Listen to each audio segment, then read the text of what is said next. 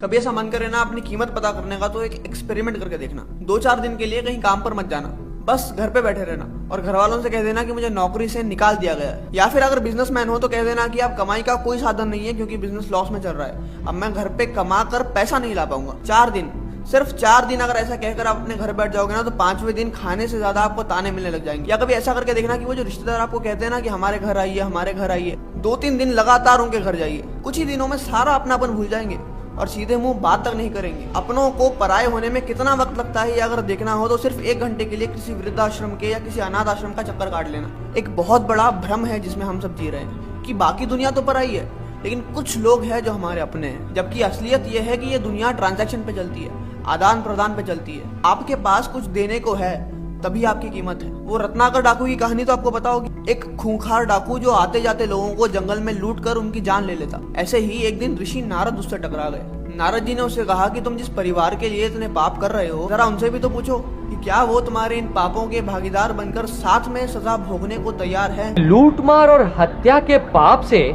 जो दुख तुम्हें इस लोक और परलोक में मिलेगा, क्या उसमें भी वो तुम्हारा साथ देंगे? और एक बार इसका जवाब मिल जाए तो फिर वापस आकर मुझे लूट लेना। जब रत्नाकर डाकू ने अपने घर जाकर अपनी बीवी, अपने बच्चों और अपनी माता से यह सवाल पूछा, पहले बताओ लोक परलोक के दुख में तुम मेरा साथ दोगे या नहीं? कि मैं जो ये मूल्यवान पदार्थ और धन लूट मार करके तुम्हें ला कर देता हूँ, इसके बदले में क्या तुम लोग मेरे साथ मेरे कर्मों की सजा काटोगे? तो सभी ने साफ साफ ये कहकर मना कर दिया कि तुम जो पाप कर रहे हो ये तुम्हारे कर्म है और इसकी सजा हम बिल्कुल भी नहीं भोगेंगे। अपना काम तू खुद करता है, उस पाप से हमें क्या लेना देना। उस दिन डाकू रत्नाकर का अंत हो गया और ऋषि वाल्मीकि का जन्म हुआ। अब इसका मतलब ये बिल्कुल नहीं है कि आप सभी से नफरत करने लग जाओ। इसका मतलब ये है कि आप सजग हो जाओ कि असल में लोग अपने और पराये सिर्फ आपके वक्त और आपकी परिस्थिति के अनुसार होते हैं। अगर आपका वक्त अच्छा है या आप कोई बहुत महान पदवी पे बैठे हो तो सारी दुनिया आपकी अपनी हो जाएगी, सारी दुनिया आपको मिलने के लिए तरसेगी। और वहीं अगर आप कमजोर हो, गरीब हो,